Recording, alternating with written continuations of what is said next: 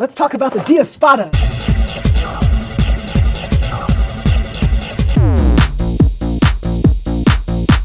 So the Diospada is the car that Carlo drove in the anime right here. So I think it's part of Let's and Go, maybe. So yeah, it's a very decorative car. It looks pretty cool, and I built it, and here it is. And yeah, as you see here, it's very red. It's very nice. It's a very nice shade of red. And it's got this spoiler thing over here, but I didn't install it because I think it's just added weight that you don't really need.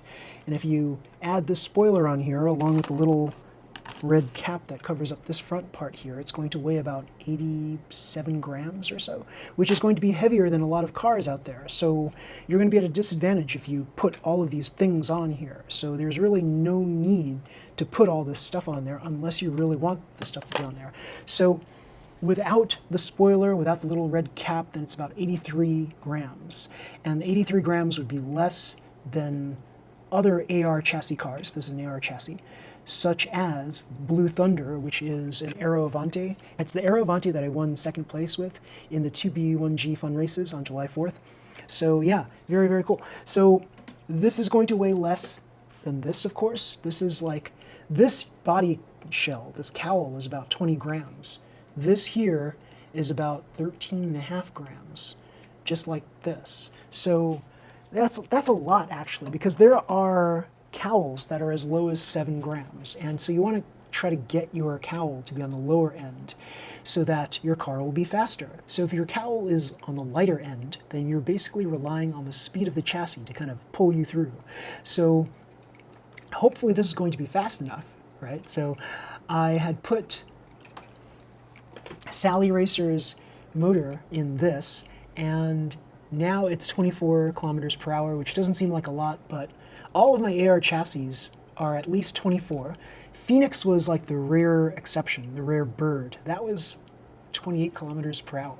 And I have not been able to match that kind of speed in recent memory for AR chassis. I've been able to match it with other chassis, but not AR chassis. So it's not just the motor, it's also all of the components that go into the car itself that make the car fast. So let's take a look at why this car might be competitive. So first off, without the rear spoiler, there's a lot of weight towards the front with this. And when I saw this, I thought to myself, yeah, I saw this kit in the store and I just like envisioned it as something where I could like not have the spoiler, and then it will be like very front heavy. And the front heaviness allows it to negotiate jumps better. So yeah, who knows?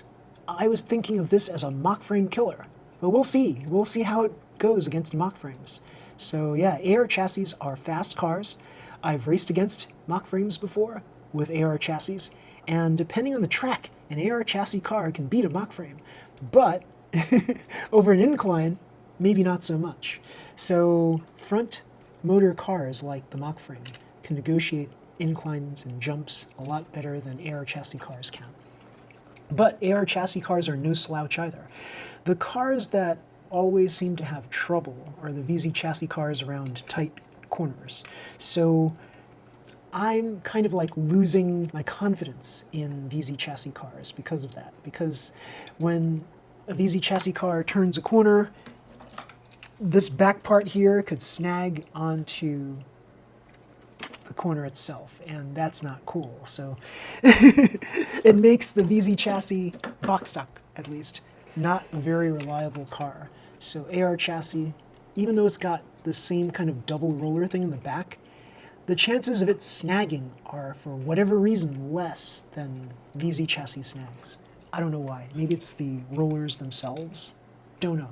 This is like an MA chassis rear, right? So AR chassis have that same kind of like thick rollers as MA chassis. It's a very race-worthy kind of roller, so I like it. Very, very cool. So these wheels here are basically like soft version of mock frame wheels. So because these are soft tires, there's a chance that it's not going to compete well against mock frames. However, on certain tracks, the soft rubber, it's bouncy. It's very bouncy. But it's also grippy too. These tires here are much more grippy than mock frames ever will be. Mock frames use super hard tires. This is a soft tire, so very grippy. It's going to hug the road. But yeah, otherwise, there's nothing really special about this car. And what I'm saying is, aside from the cowl itself, there's no like special parts that this car includes. The color combination is really weird, black and gray. It's just like, it's very plain. The wheels themselves are nothing to write home about because it's using slick tires. It's very generic. And so the cowl is the thing that's cool about this car. And it remains to be seen with racing whether this cowl has an advantage, a performance advantage, over cowls that are different shaped than this. I mean, if you remove this front part here and just concentrate focus on the middle section, this almost looks like an Avante. So yeah, that's kind of cool, right? But with this, it looks like it's like a hammerhead shark.